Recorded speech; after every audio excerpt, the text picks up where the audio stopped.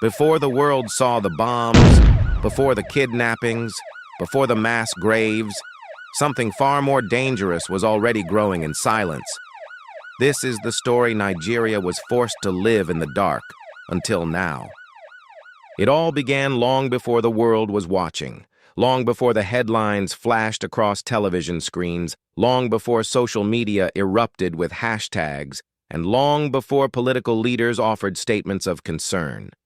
The story of Nigeria's insurgency did not start with an explosion, a kidnapping, or a viral video.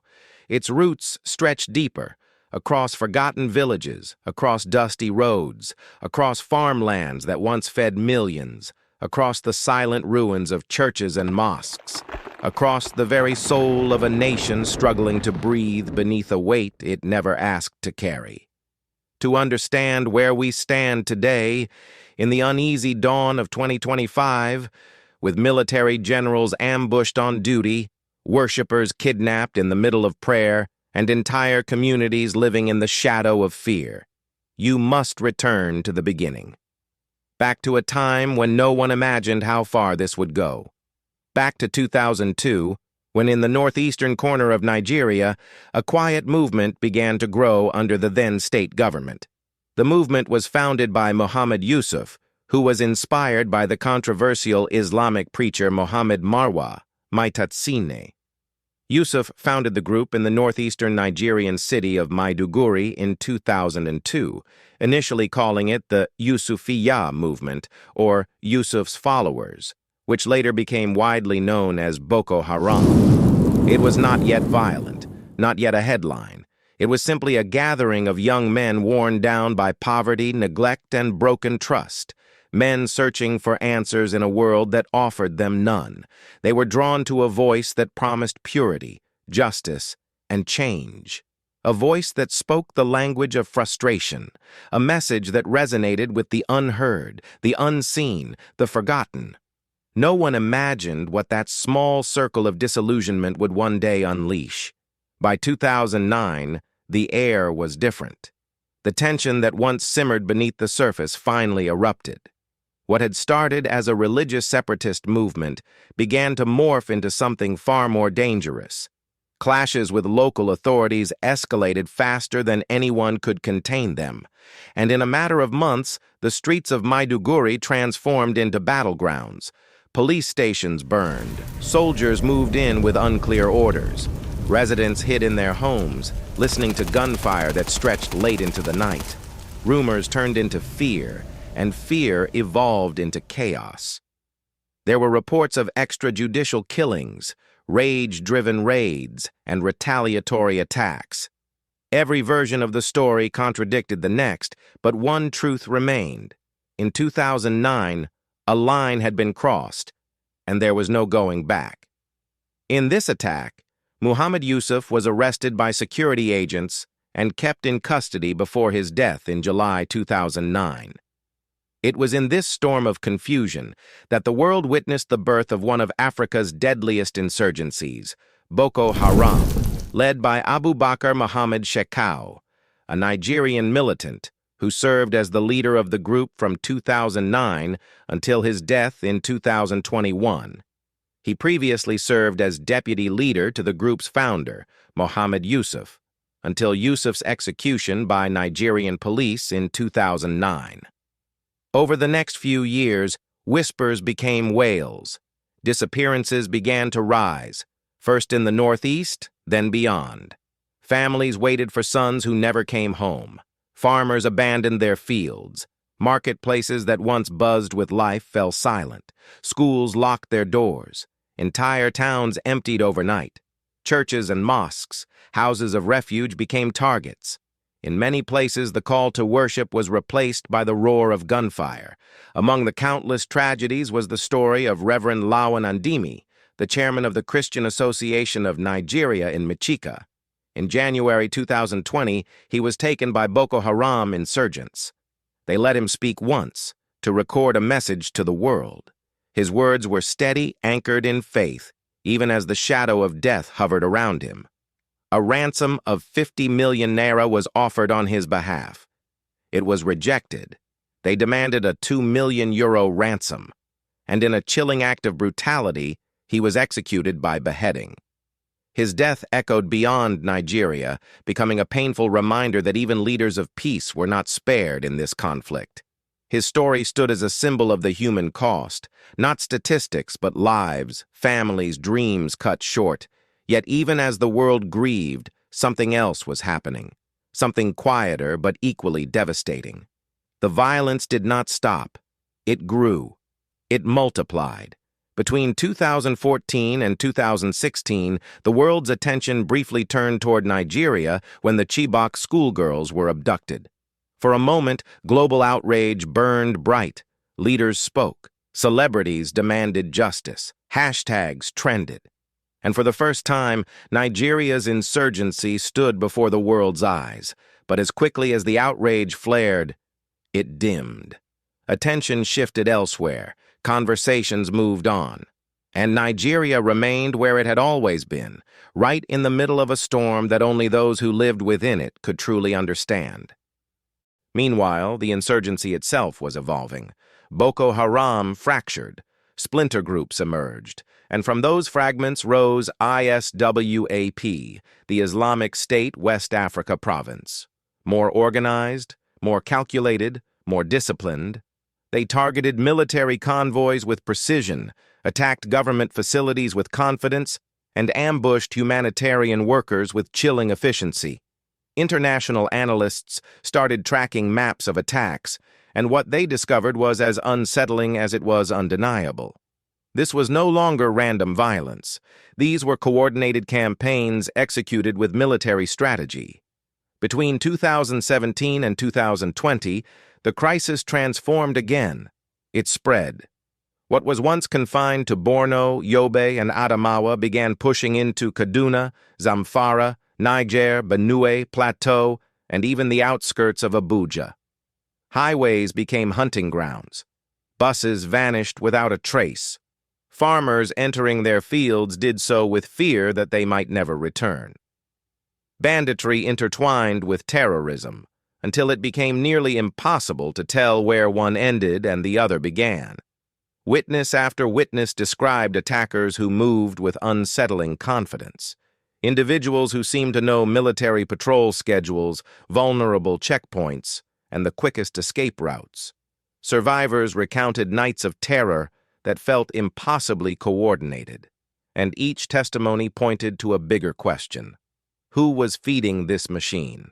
Reports poured in, UN reports, Amnesty International investigations, intelligence briefings, each revealing layers of dysfunction, corruption, delayed response times, security lapses, communication breakdowns. Some reports suggested infiltration, others hinted at internal sabotage. The truth, as always, lay tangled in the middle, but one fact became increasingly undeniable. Nigeria was fighting an enemy that adapted faster than its security structures could respond. Then came the years leading into 2025. Years defined by pressure from within and pressure from the world outside. Advocacy groups across the U.S., Canada, and Europe amplified warnings. Nigerian diaspora communities organized petitions and delivered testimony before lawmakers. Pastors, activists, human rights workers, survivors, all told similar stories. The pattern of attacks was too widespread, too strategic, too relentless to be dismissed as coincidence.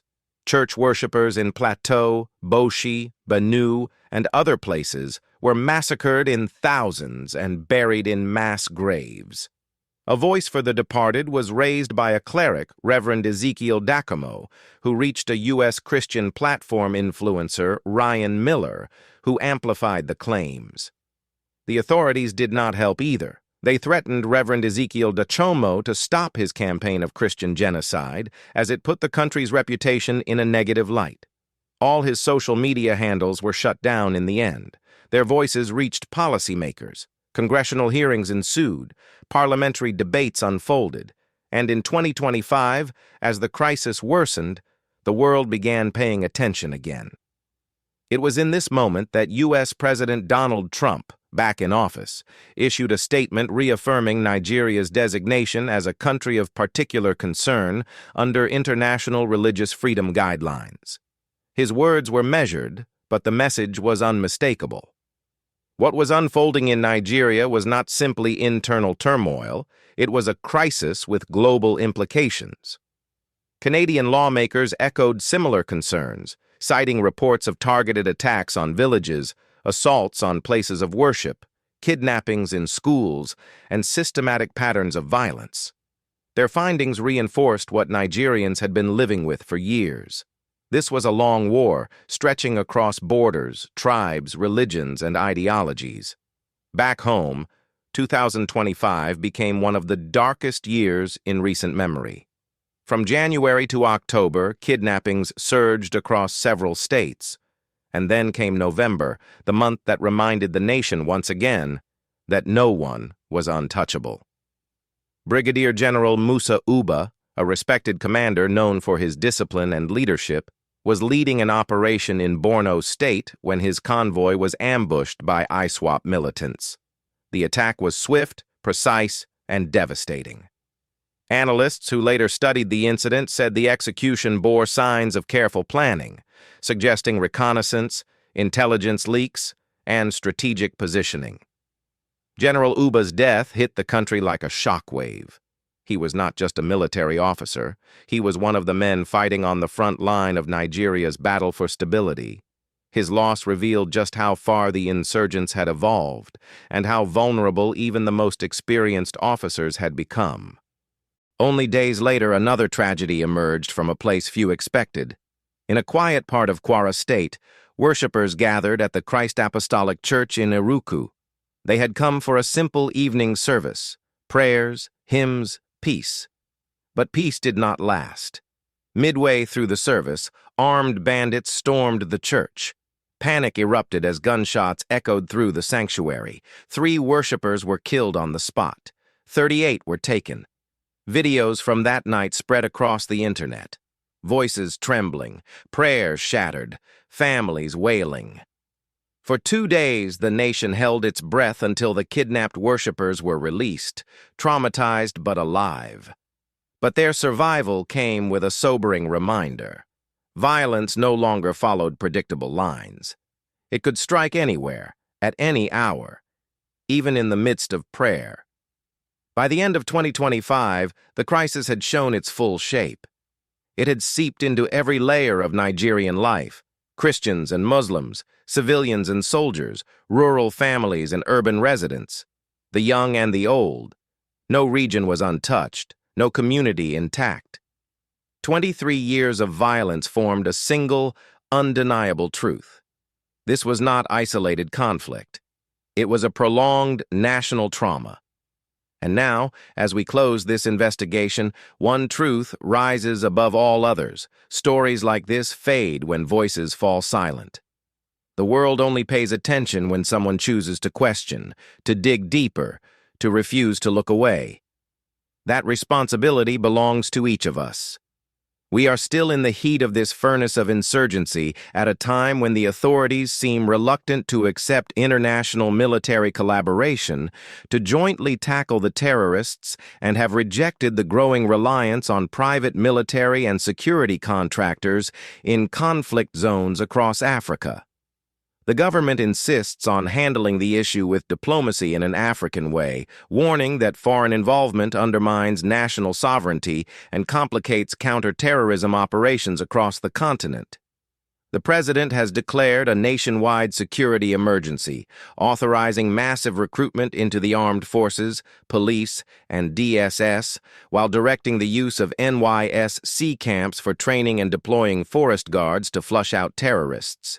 He urged national cooperation, commended security agencies for recent rescue operations, and emphasized zero tolerance for negligence as more personnel are deployed to stabilize security-challenged areas. The administration also called for legal reforms, enabling state police, encouraged improved security in schools and places of worship, promoted ranching to end farmer-herder conflicts, and reassured citizens of the government's commitment to peace and national unity.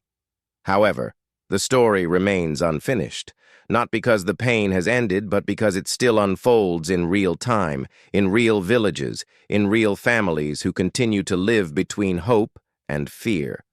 The world may look away, but the cries have not stopped. Until justice finds its voice, until peace finds a home. This story continues, waiting for the chapter where the killing finally ends and the terrorists lay down their arms. Here at Zerohour Manhunters, our mission is to continue shining light into the dark corners many prefer to ignore, to trace evidence others leave behind, to capture the human stories buried beneath statistics, to give voice to the forgotten, and to keep these stories alive, because silence is the soil where violence grows. If this documentary moved you, if this investigation revealed something you did not know or expanded what you knew, if you believe these stories deserve to be heard, then stay with us. Become part of this mission. Subscribe now so you never miss the next revelation. Share your thoughts in the comments. Tell us which part of this story struck you the deepest. Your voice matters here. Your voice strengthens the fight for truth. This is Zerohour Manhunters. The next investigation is already on its way. It should appear on your screen right now.